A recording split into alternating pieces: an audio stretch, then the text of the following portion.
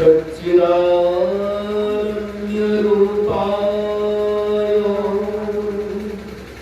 विश्वोत्पत्त्यादिहेतवे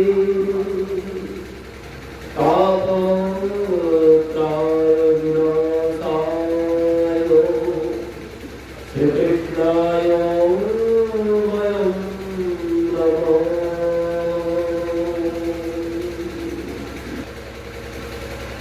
तेन वाग्मयी मूर्तिः प्रत्यक्षवर्तते हरिः। এই জগৎ মন্দিরের মধ্যে বিগ্রহ আছে, কিন্তু যেমন এই ভাগবত হচ্ছে ভগবানের বিগ্রহ। এই ভাগবত বিগ্রহ, এটি কেমন বিগ্রহ? এই ভাগবত হচ্ছে শব্দ বিগ্রহ। এই ভাগবত আর কিছু নয়, এই ভাগবত হচ্ছে ভগবানের শব্দ বিগ্রহ। যেমন মন্দিরে বিগ্রহ পূজা করি, আমরা বিগ্রহ সেবা করি, কেউ এই ভাগবতে ঠিক ভগবানের বিগ্রহ, একটি শব্দ বিগ্রহ বলা হয়। ভাগবত অন্য কিছু নয়, স্বয়ং ভগবান দেবের বাগ্ময়ী মূর্তি প্রত্যক্ষ বর্তমান করি। স্বয়ং ভগবান এই ভাগবত রূপ ধারণ করেছেন এই কলিযুগে আমাদেরকে করুণা করার জন্য। তো আজ আমাদের শুভ প্রারম্ভ ভাগবত সপ্তাহের মধ্যে। তো প্রারম্ভেই কি বলছেন? মাহাত্ম্য। প্রথমেই মাহাত্ম্য, কারণ মাহাত্ম্য না জানলে কোন জিনিসের গুরুত্ব আমরা দিই না। মাহাত্ম্য না জানলে কোনো কিছু গুরুত্ব দিতে পারবো না আমরা। যদি আমার কাছে কোনো খুব বড় ব্যক্তি এসে বসে, তো আমি যদি তার কোনো পরিচয় না জানি, আমি তার কোনো সম্মান দেব? আমি যদি কোনো পরিচয় না জানি, খুব বড় ব্যক্তি তিনি আমার পাশে এসে বসেছিল, কোনো ব্যাপার নেই, আমি আমার মধ্যে বসে আছি, আমি সম্মানটাকে কখন দেব? যখন আমি তার সম্পর্কে জানবো তিনি অমুক এত বড় পদে আছেন। জানে বিনু না হয়ে করে প্রীতি, বিন করে প্রীতি হল রহি প্রীতি। জানে বিনু না হয়ে করে প্রীতি, না জানলে আমরা তাকে সম্মান দিতে পারি না। তো ঠিক সেই ধরতে আজ আমাদের মহাত্ম মানে পরিচয় ভাগবত কি, ভাগবত কি সে বিষয়ে আগে আমাদেরকে জানতে হবে।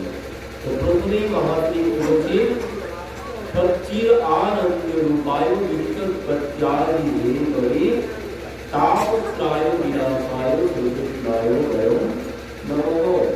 আমরা সবাই প্রণাম করছি কাকে? শ্রীকৃষ্ণায় বয়ং নমঃ। সেই শ্রীকৃষ্ণ যিনি, যার স্বরূপ কি, যিনি সৎ চিৎ আনন্দময়, যিনি সৎ চিৎ আনন্দময়, যার স্বরূপ সৎ মানে কি?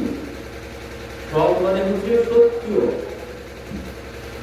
সৎ মানে সত্য, চিৎ মানে চৈতন্য, আর আনন্দ। এই হচ্ছে ভগবানের স্বরূপ। আমাদের স্বরূপ কি?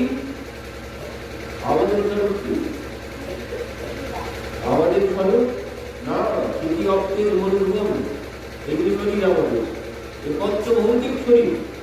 আর ভগবান, ভগবানের শরীর, এখানে কোনো কচ্ছ ভৌতিক বিষয় নেই আমাদের মতো। রক্ত মাংস অস্থি ভগবানের শরীরে নেই। ভগবানের মধ্যে কি আছে?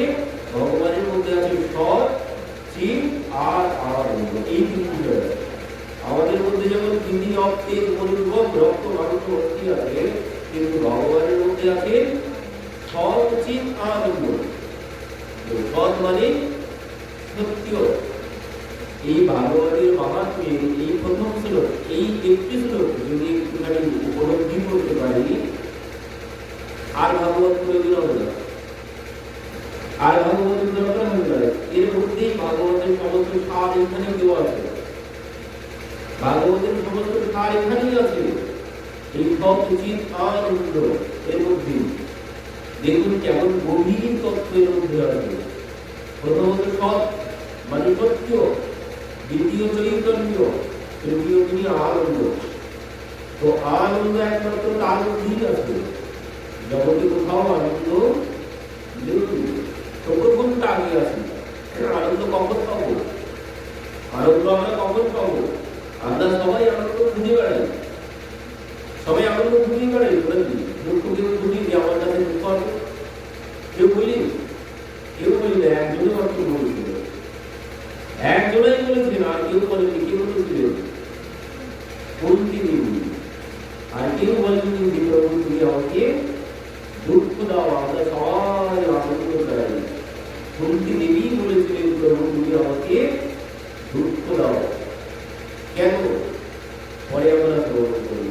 তো আমরা সবাই আনন্দ খুঁজি, কিন্তু আনন্দ কখন পাওয়া যাবে সেটি জানি না, আনন্দের ঠিকানাটা কেউ জানি না। আনন্দ কখন পাবো? আনন্দ কোথায় পাবো? আনন্দ কোথায় আছে? আনন্দের ঠিকানা আমরা জানি না। আমরা যেখানে সেখানে আনন্দ খুঁজে বেড়াই, যেখানে যাই না কেন সব আনন্দের জন্যই যাই। যে বোতলটা পান করছে কেউ আনন্দের জন্যই, ক্ষণিকের আনন্দের জন্যই। তো আমরা সবাই যা কিছু কর্ম করি তার লক্ষ্য আমাদের আনন্দ। তো কি বলছেন, আনন্দ কখন পাবো? প্রথমে কি বললেন? সৎ মানে তুমি সত্য, জগৎ মিথ্যা। আমরা সবাই একটু লক্ষ্য করে দেখব, সবাই চাই সত্য, চাই তো? মিথ্যা চাই? সত্য চাই। আমি অন্যের সাথে মিথ্যা বলতে চাই, কিন্তু আমার সাথে যেন কেউ মিথ্যা না বলে। কর্তব্য হচ্ছে সত্য ধারণ করতে হবে। প্রথম কর্তব্য হচ্ছে সত্য, সত্য ধারণ করতে হবে আগে। আমি যদি সত্য ধারণ করতে পারি সমস্ত কর্মে, কথাবার্তায়, ব্যবহারে, আচারে, সব কিছুতে যখন আমি সত্য ধারণ করব, তখন কি হবে? তখনই সর্বত্র আমি ভগবান দর্শন করব। কুন্তী দেবী বলছেন ভগবান অন্তর বহির অবস্থিত, তিনি আমাদের অন্তর বহির মানে অন্তরে বাইরে, ভিতরে বাইরে, তিনি সর্বত্র আছেন। দেখতে পাচ্ছি? দেখতে তো পাচ্ছি না। তিনি ভিতরেও আছেন, বাইরেও আছেন, কিন্তু দেখতে পাচ্ছি না আমরা তাকে। কেন? মায়া জগনিকা চন্দন। প্রতিদিন বলছেন যে আমাদের সম্মুখে একটি মায়া পর্দা দেওয়া আছে, এই জন্য আমরা তাকে দেখতে পাচ্ছি না। তো তিনি সৎ, প্রথম বললেন সৎ মানে সত্য। তাকে দেখতে পাবো কখন? যখন আমি সত্য ধারণ করব, যখন সত্য পথে চলবো, সত্য কথা বলবো। সর্বত্র সত্য ছাড়া অন্য পথ ধরলে চলবে না।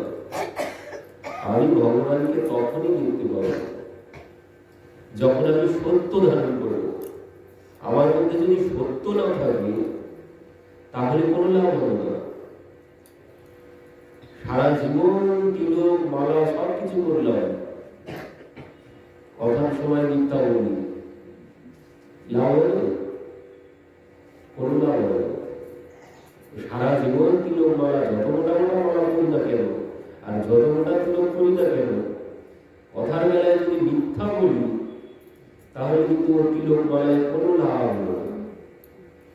ও শুধু বসে ঘি ডালাই হলো, কোনো লাভ হলো না। কিন্তু যদি আমি সত্য ধারণ করতে পারি তো বলছেন কোনো মালা তিলক কোনো কিছু আর প্রয়োজন হবে, কোনো কিছুর প্রয়োজন হবে না, কোনো তিলক মালার কোনো প্রয়োজন হবে না, যদি আমি সত্য ধারণ করতে পারি। মানে কি সত্য? মানে কি সত্য? মানে কি সত্য? মানেই ভগবান। সত্য মানেই ভগবান, মানে আমি ভগবানকে ধরে ফেলেছি। আর কি মালা তিলক আর কি হবে? আমি তো তাকে ধরেই ফেলেছি। তাকে ধরার জন্যই তো মালা দিল, তাকে ধরার জন্যই মালা দিল। তো আমি যদি সত্য ধরে ফেলতে পারি তাহলে আর কোনো কিছুর প্রয়োজন আমার হচ্ছে না, আর কোনো কিছু লাগবে না। কিন্তু বড় কঠিন, এ বড় কঠিন। গুরুদেব দ্রোণাচার্য বলছেন সত্যম বদ ধর্মম চর, মানে ধর্ম আচরণ করো আর সত্য বলো। তো এইটুকখানি কথা, দুইটি শব্দ, সত্যম বদ আর ধর্মম চর, তো সবাই মুখস্থ করে ফেলেছে। মুখস্থ করে সঙ্গে সঙ্গে বলছেন সত্যম বদ ধর্মম চর। ধর্মরাজকে জিজ্ঞাসা করা হলো, তোমার মুখস্থ হয়েছে? ধর্মরাজ বলছে, না গুরুদেব, আমার মুখস্থ হয়নি। সে এইটুকু কথা তোমার মুখস্থ হলো না? তো বললেন, না, আমার মুখস্থ হয়নি এখনো।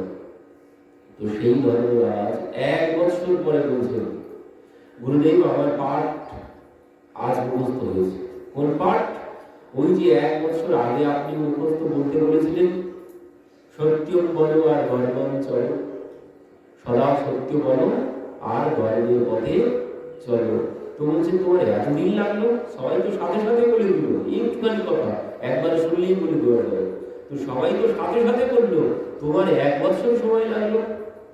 তো বলছেন, গুরুদেব, আমি 1 বছর ধরে অভ্যাস করেছি, নিজেকে তৈরি করেছি যে সদা সত্য বলবো আর সদা সত্য পথে চলবো। এই জন্যই তিনি ধর্মরাজ হতে পেরেছেন। এই জন্য তিনি ধর্মরাজ হতে পেরেছেন। তিনি 1 বছর ধরে অভ্যাস করে নিয়েছেন যে কোনোদিন আর মিথ্যা বলবো না, কোনোদিন অসত্য পথেও চলবো না। তো এই সত্যকে ধারণ করতে হবে আগে। যদি আমি সত্য ধারণ করতে পারি, সত্য ধরা মানেই আমি ভগবানকে ধরে ফেলেছি। আর ভগবান কি বলছেন? সত্য যদি না ধারণ করতে পারি তাহলে মন নির্মল হবে না। তাই যতই ভাগবত শ্রবণ করি, আমি যতই ভাগবত শ্রবণ করি, মন নির্মল কিছুতেই হবে না। যদি আমি সত্য ধারণ না করতে পারি, আচার ব্যবহার কর্ম কথাবার্তায় সব যদি মিথ্যা বলে চলি, কোনো লাভ হবে না। তো বলছেন, আমি সত্য ধারণ করতে হবে। সত্য যখন ধারণ করব তখনই কি হবে? তখনই মন নির্মল হবে। তার আগে নয়। কপটতা খেয়ে গেল। মিথ্যা বলি মানে কপটতা, মিথ্যা আচরণ করি মানে কপটতা, কাউকে ফাঁকি দিই মানে কপটতা থাকলো। তো ভগবান কি বললেন? নির্মল মনোজন সৌমহে পাওয়া, মোহে কপট ছল ছিদ্র না ভাবা। আমার কপটতা, ছল, চাতুরি কোনো কিছু ভালো লাগে না। যেখানে কপটতা, ছল, চাতুরি আছে আমি সেখানে নেই। এই জন্যই শূর্পণখার দিকে তিনি ফিরে তাকাননি।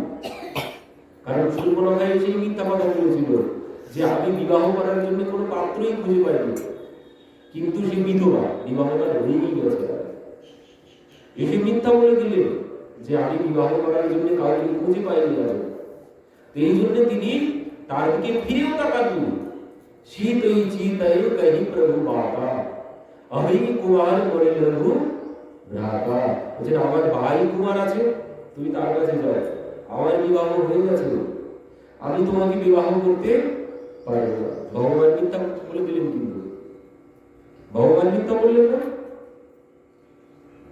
শীতই চিতই কহি প্রভু বাতা, অহই কুমার মোরে লঘু ভ্রাতা। বলছেন, আমার লঘু ভ্রাতা মানে লক্ষ্মণ এখনো বিবাহ করেনি, তুমি তার কাছে যাও, সে তোমাকে বিবাহ করবে। লক্ষ্মণজির কি বিবাহ হয়নি? লক্ষ্মণজির তো বিবাহ হয়ে গেছে তখন, কিন্তু বলে দিলেন আমার ভাই এখনো বিবাহ করেনি, তো তুমি তার কাছে যাও। মানে কি? তুমি যেমন কুমারী, আমার ভাইও ঠিক তেমন কুমার। তোমার যেমন বিবাহ হয়ে গেছে, আমার ভাইয়েরও বিবাহ হয়ে গেছে, কিন্তু তুমি বললে আমার বিবাহ হয়নি। এই জন্য ভগবানও বলে দিলেন যে আমার ভাইয়ের এখনো বিবাহ হয়নি। কেন? কারণ ওই যে যথানাম প্রপদ্যন্তে তার তথৈব ভজন্মহম, যে আমার সাথে যেমন ব্যবহার করবে আমি ঠিক তার সাথে তেমন ব্যবহার করবো। তো শূর্পণখাও মিথ্যা বলেছেন, ভগবানের এই জন্য তার সাথে মিথ্যা বলে দিলেন। তো বলছেন নির্মল মনোজন, যার মনটা নির্মল সেই আমাকে পেতে পারে। যার মধ্যে কপটতা, ছল চাতুরি আছে, সে আমাকে কিছুতেই লাভ করতে পারবে না। তো কখন হবে মন নির্মল? যখন সত্য ধারণ করতে পারবো। যখন সত্য ধারণ করতে পারবো তখনই মন নির্মল হবে। আর সত্য ধারণ করা মানে কি? ভগবানকে ধরে ফেলেছি আমি, ভগবানকে ধরেছি, ভগবান ধরলেই আমি এমনিতেই নির্মল হয়ে যাব।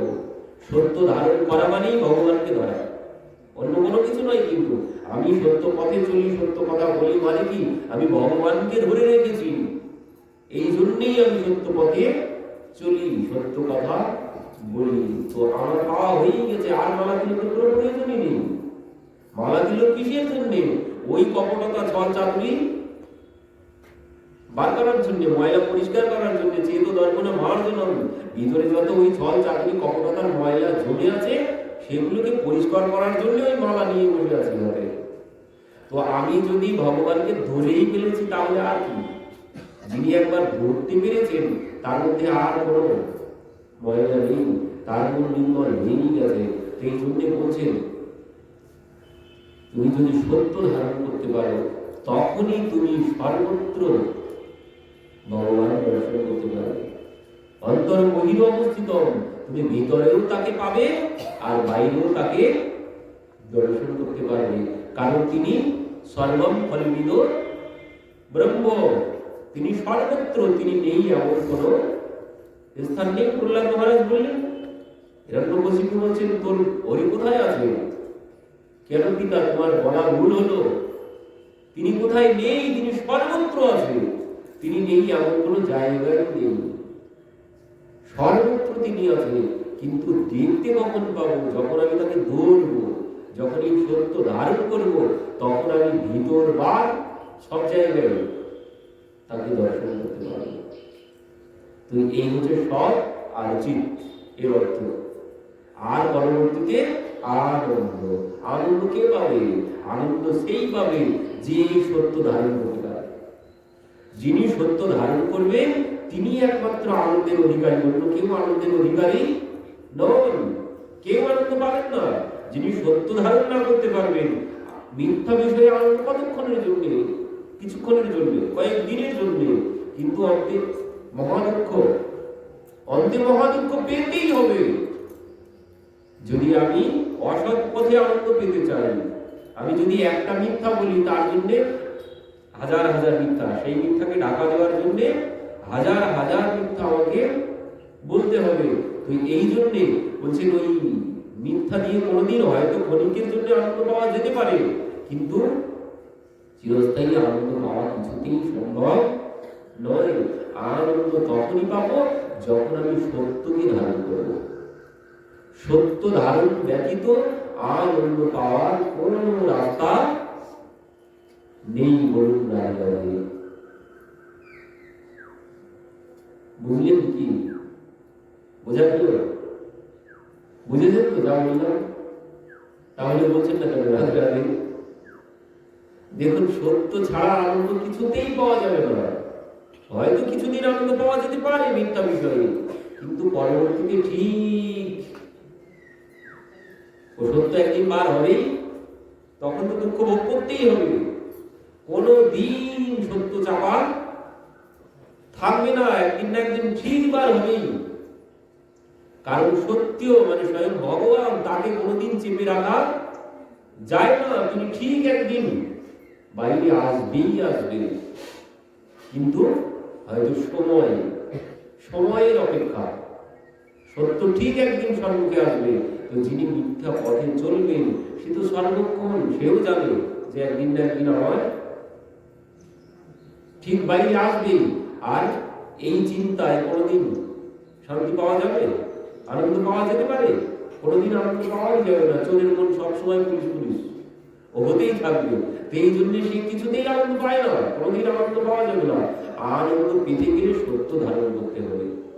সত্য ছাড়া কোনোদিন আনন্দ পাওয়া সম্ভব নয়।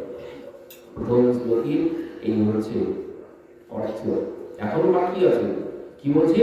সৎ চিত আনন্দ রূপায় বিশ্বোৎপত্তি আদি হে, তবে যিনি এই বিশ্ব উৎপত্তি পালন সংহারের কারণ, তিনি হেতু, তিনি এই বিশ্বকে সৃষ্টি করেছেন, তিনি পালন করছেন আর তিনি সংহার করবেন। তাপত্রায় বিনাশায়, যে ত্রিতাপ যিনি বিনাশ করেন। ত্রিতাপকে কি? আদি দৈনিক, আধ্যাত্মিক আর আদি ভৌতিক। এছাড়া আর কিন্তু কোনো তাপ নেই, এছাড়া আর কোনো দুঃখ নেই। আধ্যাত্মিক, আদি ভৌতিক আর দৈবিক, এই 3 রকমের তাপ, যত দুঃখ যত কষ্ট আছে এই 3টির মধ্যেই পড়ছে। আদি দৈবিক, এই যে ঝড় বৃষ্টি ঠান্ডা গরমে যে কষ্ট, এটি দৈবিক তাপ। আধ্যাত্মিক আর আদি ভৌতিক, ভৌতিক হচ্ছে হিংস্র প্রাণী দ্বারা যে ভয়, তাকে বলে ভৌতিক তাপ। আর একটি কি আধ্যাত্মিক তাপ। আধ্যাত্মিক তাপ কি? আধ্যাত্মিক তাপ হচ্ছে নিজের কর্মের ফল জনিত যে তাপ। মানে যা কিছু কষ্ট পাই না কেন, আর যা কিছু দুঃখ, যা কিছু আনন্দ আজ পাচ্ছি, তার জন্য কিন্তু আমি দায়ী, অন্য কেউ দায়ী না। আমরা হয়তো বলি ওর জন্য আমার এই কষ্ট হয়েছে, ওর জন্য আমার এই হয়েছে, ও যদি এই না করতো তাহলে আমার সাথে এমন হতো না। না, ও উপলক্ষ মাত্র। আমি যা কিছু ভোগ করছি, সুখ বলুন না দুঃখ বলুন, যা কিছু, আজ বৌমা খারাপ, আজ শাশুড়ি মা খারাপ, নানান রকম সমস্যা লেগেই আছে, ওতে কাউকে দোষ দিয়ে লাভ নেই। সব নিজের কর্মফলের জন্যই অমন বৌমা জুটেছে, নিজের কর্মফলের জন্যই অমন শাশুড়ি আমি পেয়েছি, এতে কার কোনো ভাগ নেই।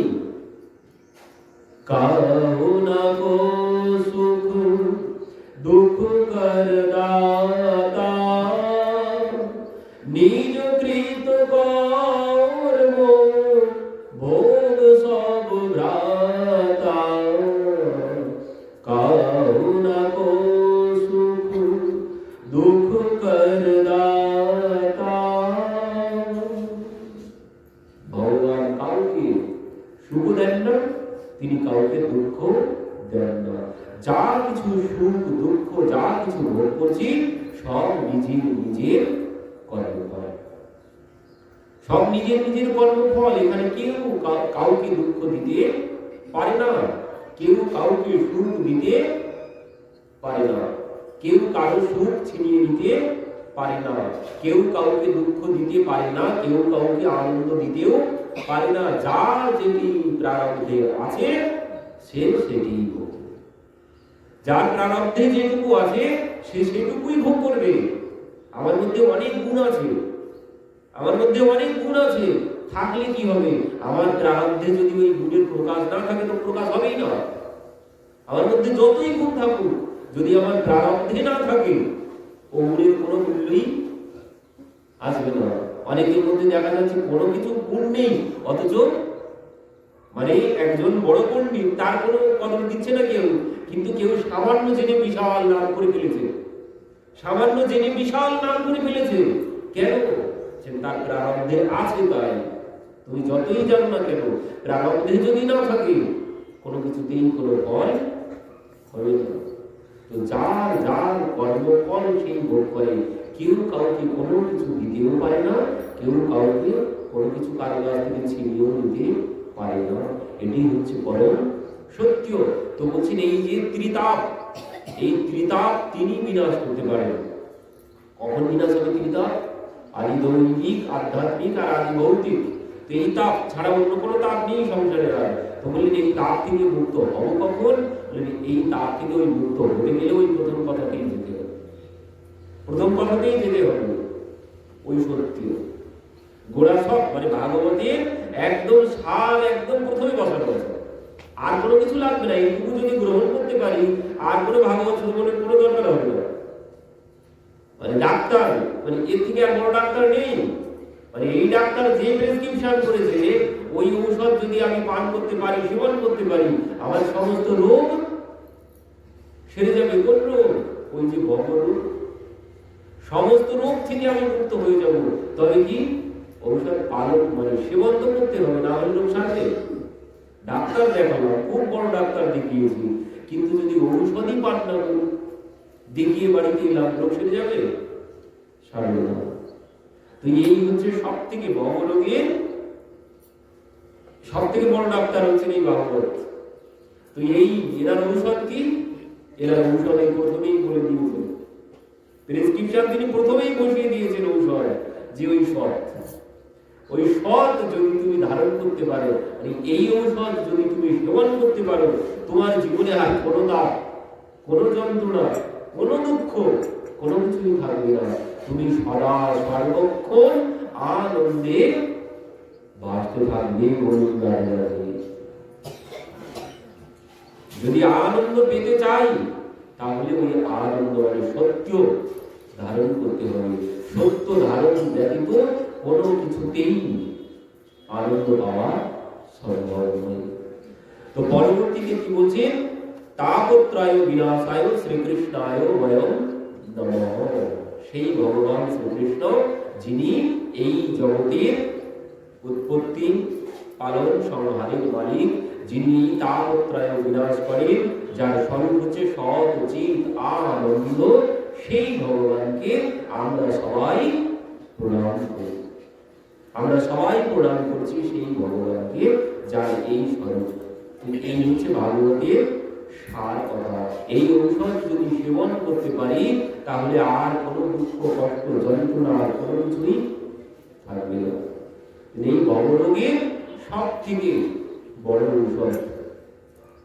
তো পরবর্তীতে কি বলছেন? নৈষে সুতমাসিন মভিবাদ্য মহামতিম কথামৃত রসস্বাদ কুশল সৌনক ব্রবীৎ। নৈমিষে সুতমাসিন মভিবাদ্য মহামতিম কথামৃত রসস্বাদ কুশল সৌনক অব্রবীৎ। এখানে কথা কোথায় হচ্ছে? এই ভাগবত কথা কোথায় হচ্ছে? এই ভাগবত কথা হচ্ছে নৈমিষারণ্য ক্ষেত্রে। নৈমিষারণ্য ক্ষেত্রে সেখানে কথা হচ্ছে। সেখানে বক্তা হচ্ছেন সুত গোস্বামীজি, আর শ্রোতা হচ্ছে ৮৮,০০০ ঋষিগণ, তারা সবাই শ্রোতা। নৈমিষে অনিমেষ ক্ষেত্রে ঋষয়ঃ সৌনকাদয়ঃ সত্রায় স্বর্গায় লোকায় সহস্র সমমাসত। ভাগবত কোথায় হচ্ছে? নৈমিষে অনিমেষ ক্ষেত্রে ঋষয় সৌনকাদয়ঃ সত্রায় স্বর্গায় লোকায় সহস্র সমমাসত। ১ বছরের, আমরা তো ৭ দিনের জন্য বলেছি বা ৮ দিনের জন্য বলেছি, কিন্তু এখানে কথা হচ্ছে কত দিনের জন্য? ১,০০০ বছরের জন্য। ১,০০০ বছরের জন্য এখানে কথা হচ্ছে। আর সেখানে বক্তা হচ্ছেন সুত গোস্বামীজি, আর শ্রোতা ৮৮,০০০ ঋষিগণ, তারা হচ্ছেন শ্রোতা। তো সেখানে কি বলছেন? কথামৃত রস আস্বাদ কুশলঃ সৌনক অব্রবীত। সৌনকজি তিনি বলছেন, হে সুত গোস্বামীজি, আপনি এই কথা যে শ্রবণ করাচ্ছেন আমাদেরকে, আপনি কৃপা করে আমাদেরকে শ্রবণ করান। কি বলছেন? এই কলির যে অবস্থা, কলির যে প্রভাব, কলির প্রভাবে যা কিছু হতে চলেছে, কলি যেভাবে আমাদের সবাইকে গ্রাস করেছে, কিভাবে অজ্ঞায়ন্ত বিধ্বস্ত্যম স্বকোটি সূর্য সমপ্রভ সুতক্ষায় কথা সারম মম কর্ণ রসায়নম। অজ্ঞানতার অন্ধকার দূরকারী যে কথা, সেই কথা আপনি আমাদেরকে শ্রবণ করান। আমাদের ভিতর থেকে যেন সমস্ত অজ্ঞানতার অন্ধকার দূর হয়ে যায়। সুতক্ষায় কথা সারম মম কর্ণ রসায়নম। আমার কর্ণেও যেন রসায়ন মানে ঔষধ, কর্ণে যেন ঔষধের মতো কাজ করে। এই কথা শ্রবণের সাথে সাথে যেন রসায়ন মানে ঔষধ, বলেন এই কথা শ্রবণের সাথে সাথে ভিতরের সমস্ত রোগ যেন নির্মূল হয়ে যায়। তো আপনি বলেন কথামৃত রসাস্বাদ কুশলঃ সৌনক অব্রবীতঃ। এই সৌনকজির বৈশিষ্ট্য বলছেন। সৌনকজির বৈশিষ্ট্য কেমন? সৌরভজির বৈশিষ্ট্য হচ্ছে কথামৃত রস আস্বাদ কৌশল। তিনি এই কথা শ্রবণের কৌশল জানেন, কিভাবে ভাগবত কথা শ্রবণ করতে হয়। তো তিনি এই কথা শ্রবণের কৌশল জানেন। যে কেউ শ্রবণ করতে পারেন না এই কথা, পরবর্তীতে আসে এই ভাগবত কথা শ্রবণ করবেন কে, তার জন্য অনেক বিশেষত্ব প্রয়োজন আছে। যে কেউ এই ভাগবত কথা শ্রবণ করতে পারেন না, কি বলছে, এই ভাগবত শ্রবণ করতে গেলে জন্মান্তরে ভবেৎ পুণ্যম তদা ভাগবতম লভেৎ। এই ভাগবত কথা কখন শ্রবণ করতে পারবো? জন্মান্তরে ভবেৎ পুণ্যম তদা ভাগবতম লভেৎ এতস্মাৎ পরম কিঞ্চন মনশুদ্ধৈর ন বিদ্যতে। যে জন্মান্তরে ভবেৎ পুণ্যম মানে অনেক জন্মের পুণ্য সঞ্চিত না হলে এই ভাগবত কথা ভিতরে প্রবেশ করবে না, সব মন দিয়ে বেরিয়ে চলে যাবে। বুঝলেন? যখন অনেক জন্মের পুণ্য সঞ্চিত হবে আমার, তখনই ভাগবত কথা শ্রবণ করা যায়। আর এই ভাগবত কথা শ্রবণ করলে কি হবে? বলছেন এ তস্মাৎ পরম কিঞ্চন মনঃ শুদ্ধির ন বিদ্যতে। যিনি এই ভাগবত ছাড়া এমন কোনো আর ঔষধ নেই।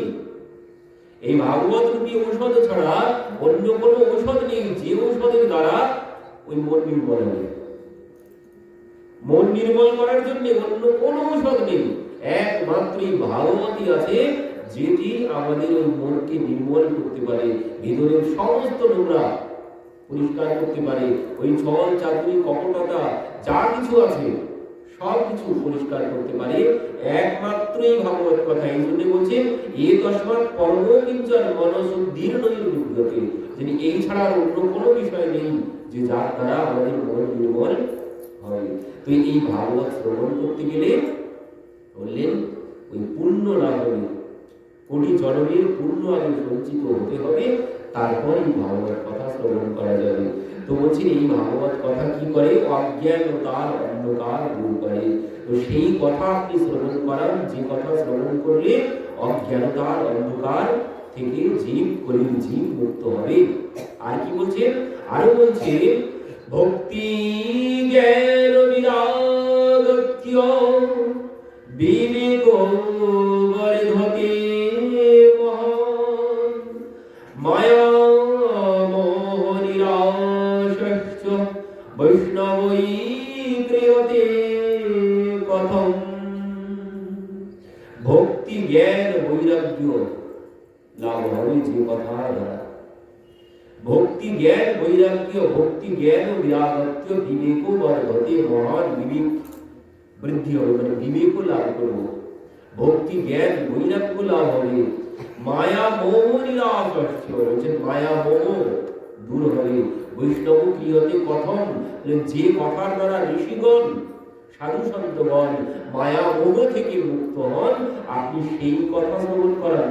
সৌরভজি প্রশ্ন করছেন, মানে বলে দিচ্ছেন যে আপনি এই বিষয়ে আমাদেরকে শ্রবণ করান, যে বিষয়ে শ্রবণ করলে ভক্তি জ্ঞান বৈরাগ্য লাভ হবে, যে বিষয়ে শ্রবণ করে ঋষি মুনি সাধু সন্তগণ এই মায়া মোহ থেকে মুক্ত হতে পেরেছেন, আপনি সেই কথা শ্রবণ করান। কেন?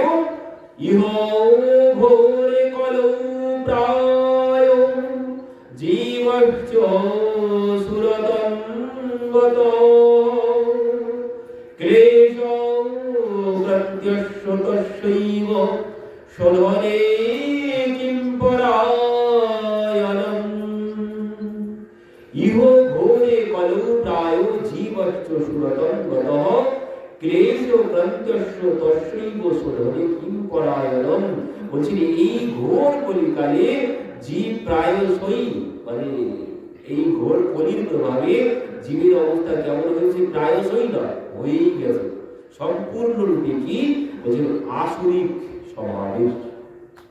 কলির প্রভাবে জীব আসুরিক স্বভাবের নয়, অসুর হয়ে গেছে কলির জীব।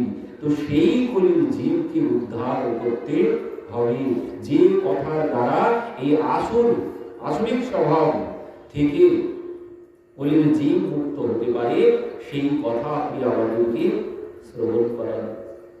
কলির জীবের অবস্থা কি আমরা দেখতে পাচ্ছি না? এখন অসুর হয়ে গেছে কলির জীব। মানুষকে খেতে শুরু করেছে। এই অবস্থা বেদব্যাসজি দর্শন করেছিলেন দাপরের শেষে, তার জন্যই তিনি এই ভাগবত রচনা করেছিলেন। এই অবস্থা দেখে তিনি তো দুঃখী হয়ে বসেছিলেন। দেবর্ষি নারদ তার কাছে গিয়েছিলেন। তো দেবর্ষি নারদ দেখে বলছেন, কি ব্যাপার হে পরাশর্য মহাভাগ, আপনার এই অবস্থা কেন? আপনি এমন মন খারাপ করে বসে আছেন কেন? তো বলছেন, হে দেবর্ষি, আমি দেখতে পাচ্ছি আগামী কলিতে কলির জীবের অবস্থা কেমন হবে। তো আমি যে এত এত গ্রন্থ রচনা করলাম, এতে কি কলির জীবের কোনো কল্যাণ হবে না? দেবর্ষি নারদ বললেন, না। কি বলছেন আপনি? এত কষ্ট করে আমি 17টি পুরাণ রচনা করেছি, মহাভারত রচনা করেছি, গীতা হয়েছে, তার মধ্যে বেদ ভাগ করেছি, এতে কলির জীবের কল্যাণ হবে না? বলেন, না, এতে কলির জীবের কল্যাণ হবে না। কেন হবে না? বলেন, আপনি যা যা রচনা করেছেন এর মধ্যে কি আছে? ওর মধ্যে ওই ধর্ম, অর্থ, কাম, মোক্ষ এই আছে, চতুর্পুরুষার্থ আছে, আর কিছু নেই। ভাগবত বাদ দিয়ে যত 17 পুরাণ, মহাভারত আদি যত গ্রন্থ আছে, ওখানে কি আছে? ধর্ম, অর্থ, কাম, মোক্ষ। তো বলছে এই চতুর্পুরুষার্থ, এতেই তো কল্যাণ হবে। না, ওতে কল্যাণ হবে না, চতুর্পুরুষার্থে কল্যাণ হয় না। তার বিশদ আলোচনা আছে কোথায়? তার বিশদ আলোচনা আছে রায় রামানন্দ সরকারে। মহাপ্রভু যখন প্রশ্ন করলেন পরশ্লোক সাধ্যের নির্ণয়, মানে সাধ্য, সাধন তত্ত্ব, সাধ্য কি? তো সেখানে রায় রামানন্দ আচার্যজি শুরু করলেন, স্বধর্ম আচরণে বিষ্ণু ভক্তি হয়, স্বধর্ম আচরণে বিষ্ণু ভক্তি হয়। মহাপ্রভু বললেন, তো বাইরের কথা, আগে বলো, ইহবাচ্য আগে পাওয়া, দ্বারা কোনো কিছু হবে না। বিষ্ণু ভক্তিতে কি হয়? যে বিষ্ণু ভক্তিতে মুক্তি হয়, মুক্তিতে কোনো লাভ হবে না। কি? ধর্ম, অর্থ, কাম, মোক্ষ, চতুর্পুরুষার্থ। তো বললেন এই চতুর্পুরুষার্থের সব শেষে মোক্ষ। মোক্ষ তো কোনো লাভ, মোক্ষ দিয়েও কোনো লাভ হবে না, ধর্ম দিয়ে তো হবেই না, অর্থ দিয়ে তো একদমই হবে না, কামনা দিয়েও কোনো লাভ হবে না। বললেন মোক্ষ সব শেষে, মোক্ষ দিয়েও কোনো লাভ হবে না। লাভ কিসে হবে? সব শেষে কি বলছে?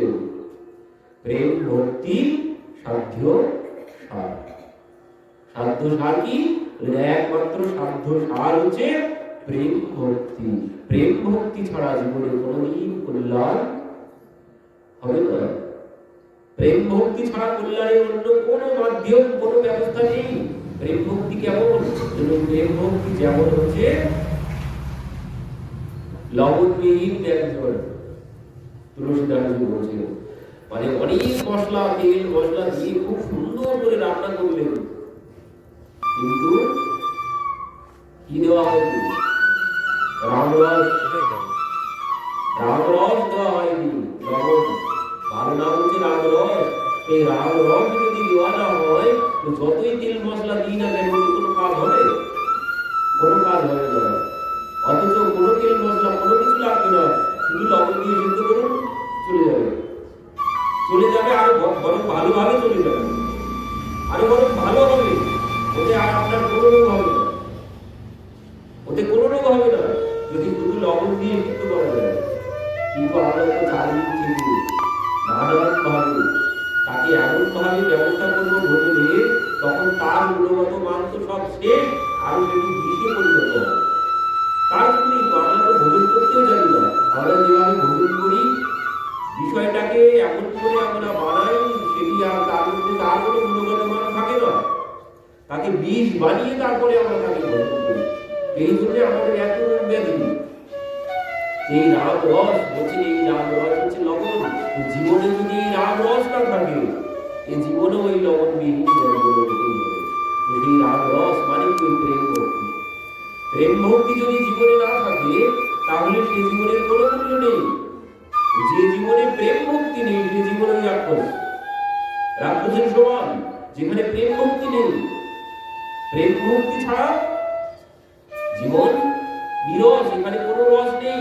আর যার মধ্যে প্রেম ভক্তি নেই, সেই করবে যত কিছু অসৎ কর্ম। যার মধ্যে প্রেম ভক্তি আছে, সেই কোনোদিন অসৎ কর্ম করতেই পারে না। যেখানে প্রেম ভক্তি নেই, সেখানেই হবে অসৎ কর্ম। তার জন্যই আজ কলিযুগে এত অবস্থা। মানুষ মানুষকে খেতে শুরু করেছে, তাদেরকেই যারা খাচ্ছে তাদেরকেই আমরা আবার সবার উপরে বসিয়ে রেখেছি, সবার উপরে বসিয়ে রেখেছি। তারাই সব থেকে বড় বিজ্ঞান, তারাই জগৎ পরিচালনা করছে, তাদেরকেই আমরা মাথার উপরে বসিয়ে রেখেছি। তাদের উপরে বিজ্ঞান আর কেউ নেই। আর তাদের আচরণ কি? বেরিয়ে তো একদিন না একদিন আসবেই। বললাম না ওই সত্য, সত্য একদিন বেরিয়ে আসবেই। তুমি যতই চাপা দিয়ে রাখার চেষ্টা করো না কেন, সত্য বেরিয়ে এসেছে, সত্য আজ বাইরে এসেছে। কি হলো? তারা মানুষ মেরে খেত, ছোট্ট ছোট্ট বালিকাদেরকে মেরে খেত। মানুষ কি রাক্ষস হতে বাকি আছে? কিন্তু আবার তারাই এই জড়বিদ্যার সব থেকে উপরে বড় বড় ডিগ্রি নিয়ে তারা বসে আছে। কিন্তু এই বিদ্যায় কি হয়েছে? সব রাক্ষসই হয়েছে, অন্য কোনো কিছু হয়েছে? এই জন্য কবিরাজ বলেছিলেন, ৬০০ বছর আগে বলেছিলেন, আজ একদম অক্ষরে অক্ষরে মিলে যাচ্ছে। पति पर जगुआ पंडित भयो न कोई ढाई अक्षर प्रेम का पड़े सुपंडित होई। ওই পণ্ডিত সেই হবে যিনি প্রেম ভক্তির পাঠ করবেন। ওই জাগতিক পুঁথি পড়ে কোনোদিন পণ্ডিত হওয়া সম্ভব নয়, কোনোদিন পণ্ডিত হয় না। যাদেরকে আমরা পণ্ডিত বলেছিলাম তাদের এখন আসল স্বরূপ বেরিয়ে এসেছে, তাদের মতো রাক্ষস আর জগতে নেই। এই জন্যই কবিতা ৬০০ বছর আগে বলে গিয়েছিলেন, আর সেই কথা আজ অক্ষরে অক্ষরে মিলে যাচ্ছে।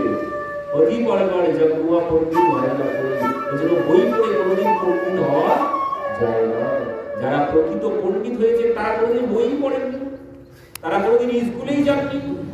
সুরদাসজি, কবিদাসজি, তুলসীদাসজি, নামদেবজি, এনারা কোনোদিন বিনামায় কোনোদিন স্কুলেই যাননি। অথচ তারা যা যা রচনা করে যাবে সেগুলো দিয়েই আমাদের এখন কেউ পিএইচডি করছে,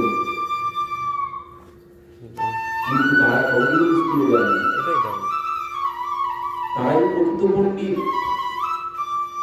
কিন্তু আমরা যাদেরকে পণ্ডিত বলে করে বসিয়ে রেখেছিলাম তাদের অবস্থা আজ আমরা দেখতে পাচ্ছি, তাদের মতো রাক্ষস আর জগতে কেউ নেই। এই জন্য বলছেন এই কলিজীবীর উদ্ধার যাতে হয় আপনি সেই কথা শ্রবণ করেন। শ্রেয়সং জড়ভবের শ্রেয়ঃ পাবনং চ পাবনং কৃষ্ণ প্রাপ্তি করং শাশ্বত সাধনং তদ্বরাধুনা। এবার কি বলছেন? আরো গুরুত্বপূর্ণ কথা বলেছেন এবার, কৃষ্ণ প্রাপ্তি করম শাশ্বত সাধনং তদ্বরাধুনা। বলছেন শাশ্বত ভাবে যেন ভগবান পেয়ে যায়। ওই যে দর্শন দিলে আবার চলে গেলাম, ওইভাবে চলে গেলে হবে না। দর্শন দিয়ে চলে গেছেন, আমরা কত কত প্রমাণ পেয়েছি। সেই ধরে দর্শন দিয়ে চলে গেল। তো যত ঋষি মহর্ষি তাদের সর্বদেশে দর্শন দিয়েছেন, একবারের জন্য দর্শন দিয়েছেন আর চলে গেছেন। ওইভাবে না, আমরা ওইভাবে ভগবান পেতে চাই না, এক ক্ষণের জন্য পেতে চাই না। কি বলেন? শাশ্বত রূপে কৃষ্ণ প্রাপ্তি করণ শাশ্বত সাধনং তদ্বরাধুনা। কোন সাধনার দ্বারা? শাশ্বত রূপে ভগবানকে পাওয়া যাবে। আপনি কেমন কথা শ্রবণ করেন যার দ্বারা আমরা ভগবানকে শাশ্বত রূপে মানে একদম সাথে পেয়ে যাই, সর্বক্ষণ তিনি সাথে থাকবেন। আপনি সেই কথা, সেই সাধনের কথা বলুন, যে সাধনের দ্বারা আমরা ভগবানকে পেতে পাই। আর কি বলছে? চিন্তামণি লোক শুভাং সুরদ্রুহ স্বরেণ সম্পদম প্রিয়সতি গুরু প্রীতঃ বৈকুণ্ঠে জয়ী দুর্লভম। সোনাজি বলছেন, কি বলছেন? চিন্তামণি লোক শুভম সুরদ্রুহ স্বরেণ সম্পদম প্রিয়সতি গুরু প্রীতঃ বৈকুণ্ঠে জয়ী দুর্লভম। চিন্তামণি লোক সুখম মানে চিন্তামণি, যে চিন্তামণি যার কাছে গিয়ে যা চিন্তা করবো, চিন্তামণি হাতে নিয়ে আমি যা চিন্তা করবো সঙ্গে সঙ্গে, বা কল্পবৃক্ষ কল্পবৃক্ষের তলায় বসে মনে মনে যা ভাবছো সঙ্গে সঙ্গে সেই বিষয় আমার কাছে এসে যাবে, সঙ্গে সঙ্গে সেই বিষয় আমার কাছে এসে যাবে। কিন্তু ওই চিন্তামণি বা কল্পবৃক্ষ কোনদিন ভগবানকে পাইয়ে দিতে পারে। জাগতিক সাংসারিক বিষয়ে যা কিছু চাওয়া আছে ওই চিন্তামণির কাছে, কল্পবৃক্ষের কাছে যদি বলা হয় সঙ্গে সঙ্গে দিয়ে দেবে। কিন্তু তাকে যদি বলা হয় তুমি ভগবানকে এনে দাও, কোনদিন দিতে পারবেন না। কিন্তু ভগবানকে কে দিতে পারেন?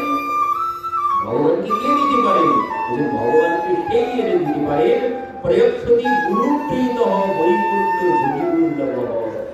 যার উপরে গুরুর আশীর্বাদ আছে সেই একমাত্র ভগবানকে পাইয়ে দিতে পারে। আর সেই যেমন আপনি আপনার উপরে গুরুদেবের অশেষ কৃপা আছে, তো আপনি কৃপা করে সেই কথা শ্রবণ করান, যে কথার দ্বারা আমরা ভগবানকে পেতে পারি। সেই যোগী দুর্লভ, যোগীদের দুর্লভ বলছেন যে কথা শ্রবণ করলে বৈকুণ্ঠ প্রাপ্তি পাওয়া যায়, ভগবানকে পাওয়া যায়, সেই কথা আপনি শ্রবণ করান। এইগুলো সব কিছু প্রশ্ন, এগুলো সব প্রশ্ন সৌরভী প্রশ্ন করলেন। প্রতিবার সুত গোস্বামী বলতে শুরু করেছেন। সুত উবাচ প্রীতঃ সৌনক চিত্তে তে হেত বচনে বিচারগত সর্বসিদ্ধার্থ নিষ্পত্যম সংসারং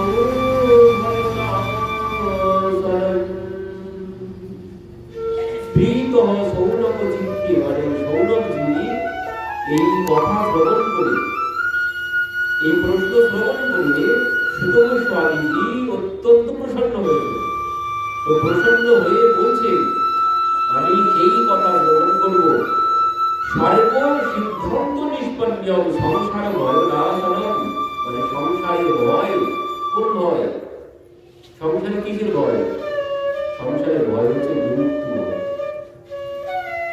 সবার পিছনে মৃত্যু ভয় কাটিয়ে বেড়াচ্ছে। তো বলছে আমি এই ভয় থেকে যাতে জীব দূর হতে পারে, এই ভয় থেকে যাতে মুক্ত হতে পারে, তেমন কথা আমি শ্রবণ করাবো। পরবর্তীতে কি বলছে? তদহম প্রিয় ভীর স্বামী সাবধান দয়া শ্রবণ, সাবধান হয়ে শ্রবণ করুন, সাবধান হয়ে শ্রবণ করতে হবে। কারণ একটা কথা যদি বাইরে বেরিয়ে যায় পরের কথা বিক্রি আর বুঝতে পারবে না। এই জন্য প্রত্যেকটা শব্দে খুব সাবধান হয়ে মন দিয়ে শ্রবণ করতে হবে। এই জন্যে সুত গোস্বামীজিও বললেন সাবধান দয়া শ্রবণ। কি বলছে বলা? কালো জ্ঞান মুখোদ্রাস ত্রাসনির্নাশ হে তবে শ্রীমদ্ভাগবতম শাস্ত্রম কলঙ্কিন ভাষিতম। কাল জ্ঞান মুখোদ্রাস ত্রাসনির্নাশ হে তবে শ্রীমদ্ভাগবতম শাস্ত্রম কলঙ্কিত ভাষিতম। কি বললেন? কাল জ্ঞান মুখোদ্রাস ত্রাসনির্নাশ হে তবে। কলির জীবের অবস্থা, কলির জীবের অবস্থা কেমন? বললেন কলির জীবের অবস্থা হচ্ছে ওই সাপলুডু খেলেছিলাম আমরা, ওই সাপলুডু খেলার মতো। কলির জীবের অবস্থা কি? বলছেন কলির জীব সবাই কাল সর্পের মুখে এসে বসে আছে। কলির জীব সবাই কাল সর্পের গ্রাসে এসে বসে আছে। কাল সর্পের মুখে এসে আমরা সবাই বসে আছি। একটা দাম যদি ভুল করে যায়, একটা দাম যদি ভুল করে যায় তো মুখে চলে যেতে হবে। আর মুখে গেলে কোথায় যেতে হবে? মানে একদম শেষ করে সব থেকে লম্বা সব, সব থেকে লম্বা ওর মুখে যদি পড়ে যায় একদম নিচে চলে আসতে হবে। কিন্তু তো এই জন্য বলছেন আমাদের কলির জীবনের একই অবস্থা। আমরা সবাই কাল সর্পের মুখে বসে আছি। একটুখানি যদি ভুল দান করে গেছে তো একদম সেই আবার ওর থেকে শুরু করতে হবে।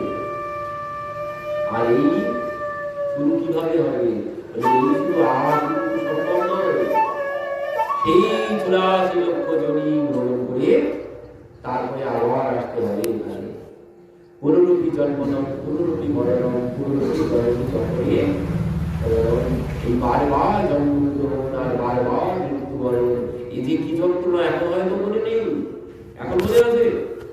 এখন কোনো কিছু মনে নেই। এখন তো মনে হচ্ছে বেশ ভালো আছে, গাড়ি বাড়ি অর্থ সম্পদ স্ত্রী পুত্র নাতি নাতি এই নিয়ে একদম সব ভুলে গেছে। জন্মগ্রহণের যে যন্ত্রণা, মাতৃগর্ভে যে যন্ত্রণা ভোগ করেছি, সমস্ত কোনো কিছু মনে নেই। কপিল দেবতী সম্পদে সে কথা বলা আছে। কপিল ভগবান মাকে বলছেন, মা জীব যখন মায়ের গর্ভে থাকে তখন সে যন্ত্রণা সহ্য করতে না পেরে কি বলে তখন, হে প্রভু আগ যাতে যাই বে প্রভু চক্র পারি, হে চক্র পারি এবার তুমি আমাকে বাইরে নিয়ে যাও, আর ভুল করবো না, আর আসবো না এখানে, এবার গিয়ে তোমার নাম করবো। কিন্তু যেই এসেছি কি অবস্থা হয়েছে, হইয়া মায়ার দাস করিয়া অভিলাষ তোমার স্মরণ জানি। এখন হয়ে গেছি মায়ার দাস। আমি যে কে, আমার যে কে, আমি যে কি কথা নিয়ে এসেছিলাম, এসব কোনো কিছু মনে আছে? এখন কোনো কিছু মনে আছে?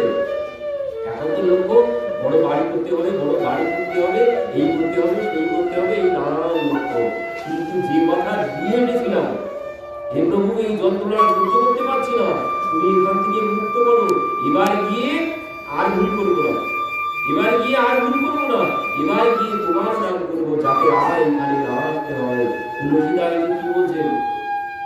তুলসীদাসজি বলছেন আমাদের অবস্থা কেমন হয়েছে, যে আমাদের অবস্থা ওই যেমন বৃষ্টির ফোঁটা, যখন বৃষ্টি পড়ে তখন কি হয়, যতক্ষণ ওই বৃষ্টি মাটিতে না পড়লো ততক্ষণ পরিষ্কার থাকবে, যতক্ষণ না মাটিতে না পড়লো, জলের ফোঁটা যখন মাটিতে না পড়েছে ততক্ষণ পরিষ্কার থাকছে। কিন্তু যেই ভূমির স্পর্শ করছে তখন কি আর পরিষ্কার থাকে? তখন আর পরিষ্কার থাকে না, তখন কাদার সাথে মিশে কাদা হয়ে যায়। তো আমাদের অবস্থা কি হয়েছে? আমাদের অবস্থা কি, আমরা ওই কাদার সাথে মিশে কাদা হয়ে গেছি। আমার স্বরূপ আমি সব হারিয়ে ফেলেছি, আমার আর কোনো কিছু মনে নেই। আমি যে কে, আমি যে কি কথা দিয়ে গেছি, কোনো কিছু মনে নেই, সব এখন ভুলে গেছি। এখন মনে হচ্ছে এই গাড়ি বাড়ি অর্থ সম্পদ এই আমার, কিন্তু আমার যে কে আর আমি যে কে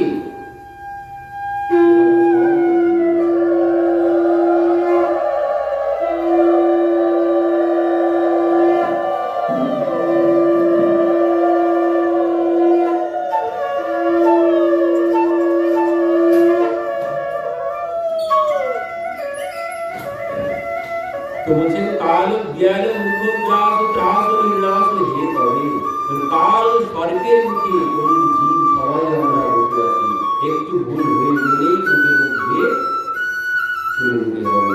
এই জন্য বললেন সাবধান করা, সাবধান হও, সাধু সাবধান। কেন? ওই জন্যে সাবধান যে দেখো কাল স্বর্গের মুখে বসে আছো, ভুল যদি করো তাহলে কিন্তু পুনরায় দাস লক্ষ্য করি পাপ দিয়ে তারপরে এখানে আসতে হবে। আর কিন্তু এই সুযোগ আর পাওয়া যাবে না। বড় ভাগ্যবান সন্তানে পাওয়া, সাধন ভাব বক্ষতার দ্বারা সেই বড় ভাগ্যের ফলে মানুষ শরীর আমরা লাভ করেছি। একবার যদি হেলায় হারিয়ে ফেলি আর বস্তানোর কিন্তু শেষ থাকবে না, বস্তানোর শেষ থাকবে না, সেই শেষ জীবত অবস্থা হবে, মনুষ্য শরীর আর পাওয়া যাবে না। সেই শেঠজির কথা আমি খুব বলি। শেঠজি দেবর্ষী নারদ গিয়ে বললেন, শেঠজি আপনি তো জনকল্যাণের জন্য অনেক কিছু করেছেন, নিজের কল্যাণের কথা এবার চিন্তা করুন। তো বলছেন কেন, এত দান দক্ষিণা করেছি, এতে আমার কল্যাণ হয়নি? বললেন না, আমাদের কল্যাণ হয়নি। তো কল্যাণ কি করে হবে? যদি কল্যাণ চান আপনি আমার সাথে বৃন্দাবনে চলুন। কেন? শেঠজি বলছেন যে আপনি ওই তুলসী মালা করুন, কপালে তিলক ধারণ করুন, করে ভগবানের নাম করুন। তো শেঠজি বলছেন ও তো আমি পারবো না। কেন? ও তো বড় লজ্জা লাগে, ও বড় লজ্জা লাগে, গলায় মালা করতে কপালে তিলক করে ভগবানের নাম করবো, আমার তো ধনবান ব্যক্তি কেউ নেই। মানে আমি গ্রামে সব কিছু করেছি, যার কন্যার বিবাহ হচ্ছে না তার কন্যার বিবাহ দিয়েছি, যার ঘর বাড়ি নেই তার ঘর বেঁধে দিয়েছি, আমার কোনো কিছুর অভাব নেই, আমি কি জন্য ভগবানের নাম করতে যাবো? আর ওকে বড় লজ্জা লাগবে, কিন্তু আমি করতে পারবো না। তো দেবর্ষি নারদ তখন বলছেন, জি আপনি এক কাজ করুন, আপনার বলছেন লজ্জা করে, তো আপনি এক কাজ করুন, আমার সাথে কিছুদিনের জন্য বৃন্দাবনে চলুন। বৃন্দাবনের ভূমির এমন মহিমা, একবার আপনি ওই ভূমি স্পর্শ করে দেখবেন, ও সমস্ত লজ্জা ঘৃণা ভয় সব চলে যাবে। আপনি নিজেই দুহাত তুলে জয় রাধে শ্রী রাধে বলে নাচতে শুরু করবেন। আপনি একবার আমার সাথে বৃন্দাবনে চলুন, কিছুদিনের জন্য। তো শেঠজি বলছেন, দেবর্ষি আপনি তো খুব ভালো কথা বলেছেন, কিন্তু আমার একমাত্র ছেলে, তার 1-1.5 মাস পরে বিবাহ হবে, এই মুহূর্তে কি করে যাই আপনি বলুন। দেবর্ষি বলে, হ্যাঁ তাও কিন্তু আপনি এমন কি করে যাবেন, তো আপনি ছেলের বিবাহ দিয়ে নিন, কিছুদিন পরে আমি আসবো, তখন আপনাকে নিয়ে যাবো। তো কিছুদিন পরে, 2-3 বছর পরে দেবর্ষি আপনার বিয়ে হলো। এই যে বলছেন, এই তো ঘরে খুব সুন্দরী বউ এসে গেছে, আর তো কোনো চিন্তা নেই, শেঠজি ব্যাগপত্র গুছিয়ে রেখেছেন। দেবর্ষি আর বলবেন না, কেন কি হয়েছে? দেবর্ষি আপনি হয়তো ভালো করে দেখেননি, আমার বৌমা গর্ভবতী, 1-1.5 মাস পরেই আমার নাতি বা নাতনি হবে। এখন আমি কি করে যাবো আপনার সাথে? আপনি এক কাজ করুন, আরো কিছুদিন পরে আসুন। চলে গেলেন, আরো 3-4 বছর পরে এসেছেন। এসে বলছেন, চলুন এবার, যে এই দেখতে পাচ্ছেন নাতি, এ তো ওর বাবা মায়ের কাছে থাকেই না, সর্বক্ষণ আমার পিছন পিছন আমার সাথে ঘুমায়, আমার পাশে বসে খায়, ওর বাবা মার কাছে যাই না। এখন একে ছেড়ে কি করে যাই? এই আর একটু বড় হোক, তারপরে আমি আপনার সাথে যাবো, আপনি আরো কিছুদিন পরে আসবেন। তুমি বলছেন আরো চলে গেলেন, আরো 4-5 বছর পরে আপনি বলছেন আরো এসেছে, এসে দেখছেন যে শেঠজি আর নেই, তো গেল কোথায়? দেবর্ষি নারদ বলতে শুরু করেছেন। দেবর্ষি নারদ বলছেন, যার সংসারের প্রতি এত মোহ, সে মরে গেলেও সংসার ছেড়ে কোথাও যাবে না। তো শেঠজি গেল কোথায়? দেবর্ষি নারদ খুঁজতে শুরু করেছেন, খুঁজতে খুঁজতে খুঁজতে খুঁজতে দেখছেন সেই নাতি বসে আছে বাগানের মধ্যে, একটা কুকুরের সাথে খেলা করছে। তো সেখানে গিয়ে দেখলে ওই কুকুর আর কেউ না, ওই কুকুরই হচ্ছেন সেই শেঠজি, কুকুর হয়ে এসে নাতির সাথে খেলা করছে। তো দেবর্ষি নারদ বলছেন, শেঠজি এখন কি যাবেন, সময় হয়েছে? না, এখনো সময় হয়নি। কেন? যে ছেলেটা কাছে নিজে কাজ করতে, বৌমা আর এই নাতি বাড়িতে একা, সারা রাত জেগে আমি ঘর বাড়ি পাহারা দিই, এখন আমি কি করে যাই? আপনি আরো কিছুদিন পরে আসেন। তো চলে গেলেন, আরো 3-4 বছর পরে এসেছে, এসে দেখছেন সেই কুকুরটাও নেই, কুকুর মারা গেছে। দেবর্ষি নারদ চিন্তায় পড়েছেন, শেঠজি মারা গেল কোথায়, কোথায় খুঁজে পাবো? এবার খুঁজে খুঁজে দেখছেন এক পুকুরের পাড়ে সেই নাতি বসে আছে। নাতির কাছে গেছেন, গিয়ে দেখছেন সেই নাতি পুকুরের জলে ঢিল মারছে। তো সেখানে গিয়ে দেখছেন একটা বড় ব্যাঙ ঢিল মারলে ডুব দেয়, আবার কিছুক্ষণ পরে ভেসে ওঠে, আবার সেই নাতি যখন ঢিল মারে আবার ডুব দেয়। দেবর্ষি নারদ ভালো করে দেখলেন, এই ব্যাঙ আর কেউ না, ওই কুকুর মরে এবার সেই শেঠজি এবার ব্যাঙের মধ্যে গেছে। এই হবে আমাদের গতি, যদি ভুল করি, এই জন্য সাধু সাবধান, যদি ভুল করে ফেলো তাহলে কিন্তু এই গতি হবে, বারবার পুরাণী 84 লক্ষ জনের চক্রে তোমাকে পড়ে যেতে হবে। আর এই জন্ম গ্রহণের যন্ত্রণা, মৃত্যু বরণের যন্ত্রণা, অন্তকালে মহা দুঃখ, মৃত্যুকালে যে দুঃখ, অন্তকালে মহা দুঃখ, কিসের দুঃখ? মৃত্যু আর নিদ্রার মধ্যে কিন্তু কোনো পার্থক্য নেই। মৃত্যু আর নিদ্রার মধ্যে কোনো পার্থক্য নেই। পার্থক্য কিসের আছে? যে সামান্য একটুখানি পার্থক্য আছে। আমরা যে ঘুমাই, ওই নিদ্রা আর মৃত্যু, এর মধ্যে পার্থক্য কোথায়? এর মধ্যে পার্থক্য হচ্ছে, যখন আমরা রাত্রিতে ঘুমাতে যাই, তখন জানি যে সকালবেলা উঠলে দাদা আছে, যেখানে আছে সব পেয়ে যাবো। আর নিদ্রাকে মৃত্যুকে কি বলা হয়? মৃত্যুকে বলা হয় চিরনিদ্রা। এটিও নিদ্রা, এটি হচ্ছে চিরনিদ্রা। চিরনিদ্রায় আমরা ভয় পাই কেন? চিরনিদ্রায় ভয় পাই কেন? নিদ্রায় ভয় পাই না। মৃত্যুর সাথে আর নিদ্রার সাথে কোনো পার্থক্য নেই, কিন্তু নিদ্রায় ভয় পাই না, চিরনিদ্রায় ভয় পাই। কেন ভয় পাই? কারণ নিজে এত কষ্ট করে যা কিছু করেছি, আমার প্রিয় আর কাউকে আমি আর পাবো না, এই হচ্ছে কষ্ট। মৃত্যুকালে এই হচ্ছে কষ্ট, যে সবাইকে ছেড়ে একবারে চলে যেতে হবে, আর কাউকে আমি ফিরে পাবো না। এটাই হচ্ছে মৃত্যুর যন্ত্রণা। কিন্তু সাধু সন্তগণ তাদের কাছে কিন্তু এই মৃত্যুর কোনো যন্ত্রণা নেই। কেন? তারা সব ছেড়ে বসে আছে। যারা সব ছেড়ে বসে আছে তাদের কাছে কিন্তু কোনো যন্ত্রণা নেই। তারা বসে আছে কখন মৃত্যু আসবে। গোবিন্দ